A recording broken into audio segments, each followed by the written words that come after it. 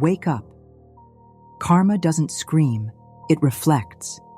The absolute deepest regret he will ever feel doesn't come from your arguments or your tears, but from your sudden, terrifying absence.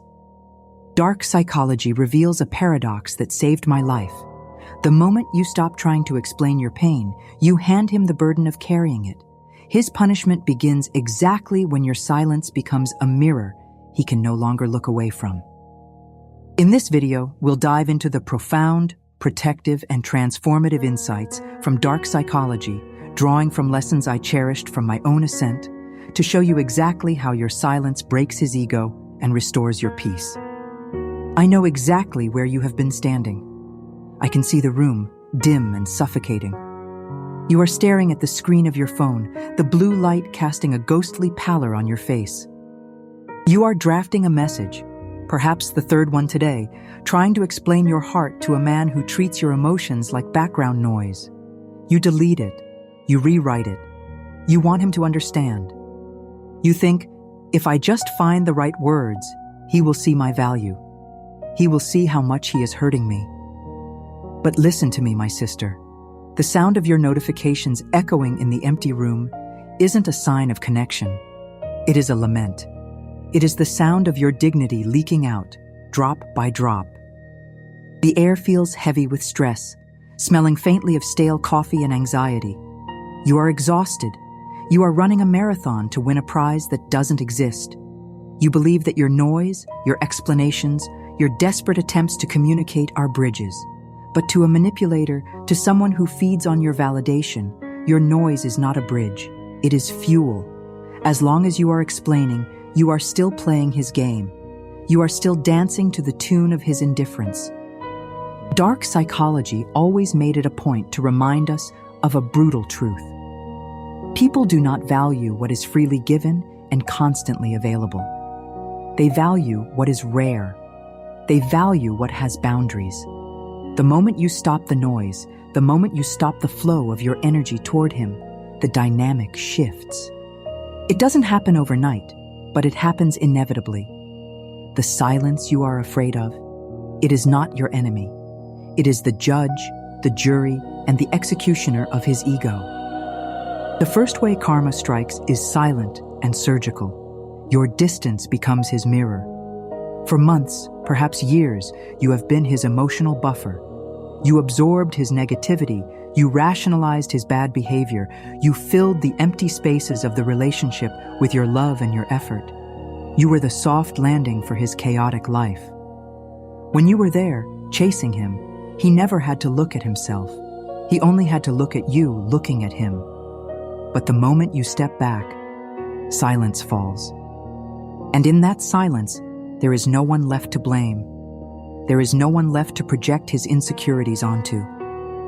Karma starts the moment you stop explaining yourself. Your distance teaches him what your presence protected him from. Think about it. When you stop fixing his messes, he has to live in them. When you stop soothing his ego, he has to face his own inadequacy. I remember the dark truth being that a narcissist's greatest fear is not being hated. It is being irrelevant. When you withdraw your attention, you are not just leaving a room. You are removing the mirror that made him look like a giant. Without you reflecting his false grandeur, he shrinks. He looks in the mirror of your absence and finally sees himself, small, petty, and alone. This isn't revenge. This is physics. You remove the prop and the structure falls. Then comes the second phase. Way number 2. Your silence exposes his truth. Silence triggers the guilt that words never could. You see, when you argue, he can argue back. When you accuse him, he can defend himself. He can twist your words, call you crazy, call you overly sensitive. Words give him traction. Words give him something to fight against, but you cannot fight silence. Imagine this scenario. He does something disrespectful. In the past, you would have sent a paragraph, you would have called, you would have cried. But this time, nothing. You see the message. You feel the sting, but you place the phone down. You breathe, you go about your day, you pour yourself a cup of tea, feeling the warmth of the ceramic against your palms, grounding you. You choose peace over conflict. On his end, the silence is deafening. He checks his phone. Nothing. He waits for the reaction he is addicted to. Nothing. His mind starts to race. Why isn't she reacting? Did she finally see through me? Does she not care anymore? Karma uses your silence to make him hear his own conscience, or at least the void where it should be. He starts replaying his actions, not because you told him to, but because your lack of reaction signals that his actions were beneath your dignity to even address. You don't have to prove anything. Their actions proved everything. As the silence stretches, karma delivers the third blow. Your growth becomes his regret. This is the visual, visceral part of the lesson. Nothing hurts a betrayer more than your glow up without them. And I don't just mean changing your hair or buying new clothes, though that is part of the armor. I mean the glow that comes from the release of a heavy burden. Picture this. Weeks have passed. You haven't engaged. You've been focusing that energy back into your own garden. You are walking down the street, and the sun hits your face. You aren't hunched over checking for a text. You are looking up. Your skin looks clearer because the cortisol of constant stress is leaving your system. You are laughing with friends, a genuine belly-deep laugh that he hasn't heard in years because he was too busy suppressing it. He watches from the shadows, digital or physical. He sees you happy. And that happiness is a knife. Because his narrative was that you were broken, that you needed him, that you were nothing without him. Your joy proves him a liar. You heal, and they finally feel what they caused. Your peace becomes their punishment. He realizes that he wasn't your anchor. He was the dead weight dragging you down. And now that the rope is cut, you are soaring. Way number 4 is where the social fabric begins to tear for him. Their circle shows them who they really are. Karma uses people to remind them of the pain they caused you. You see, energy is contagious.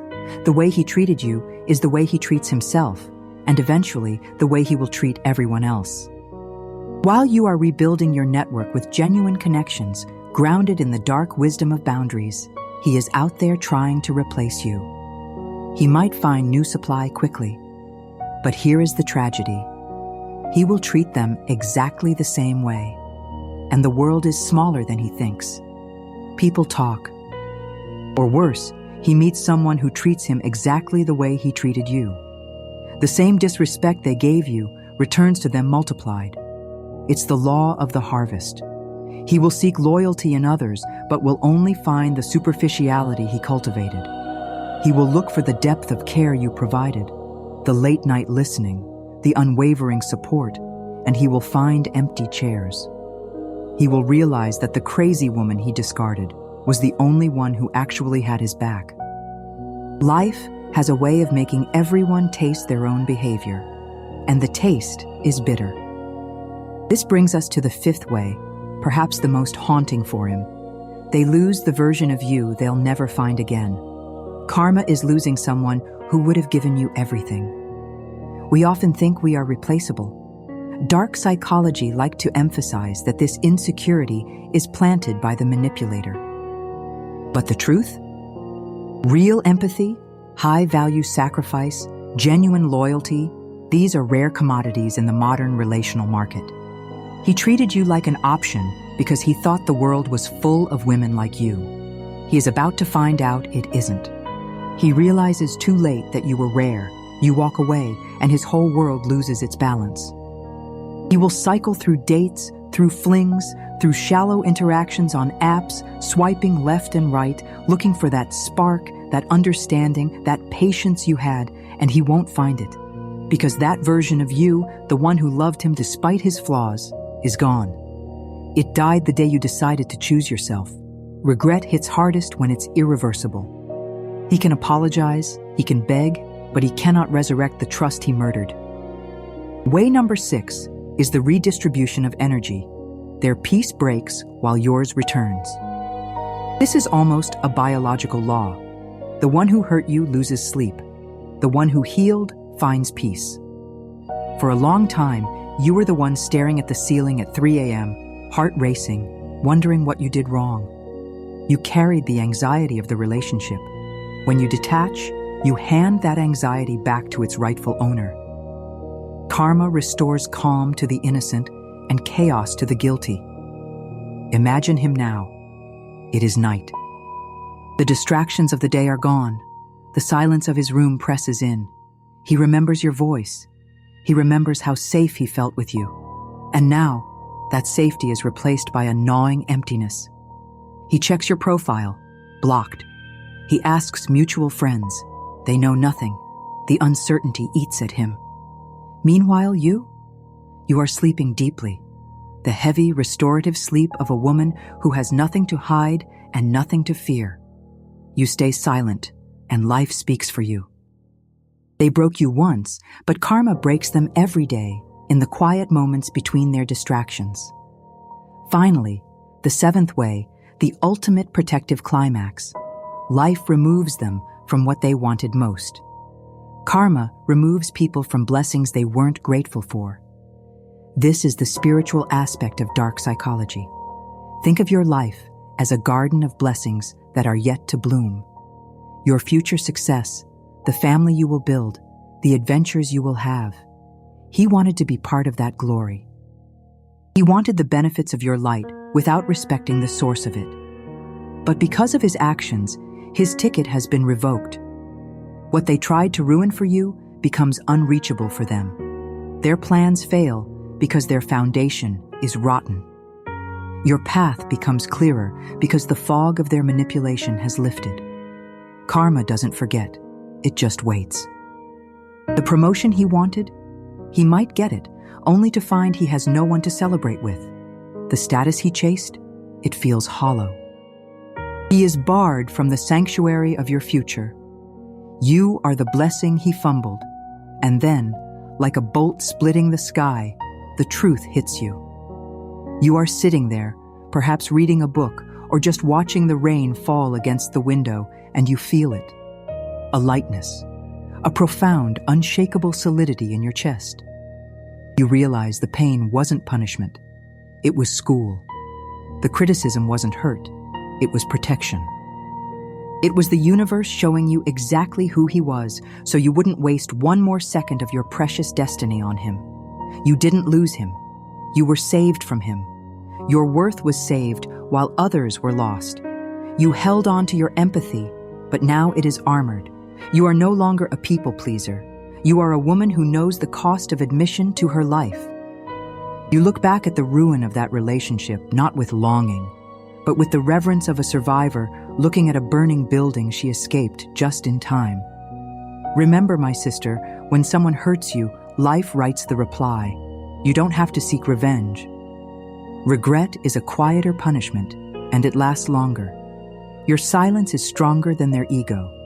It is the loudest sound in the universe. Heal, rise, detach. Karma handles the rest. This is the power emotionally intelligent people understand.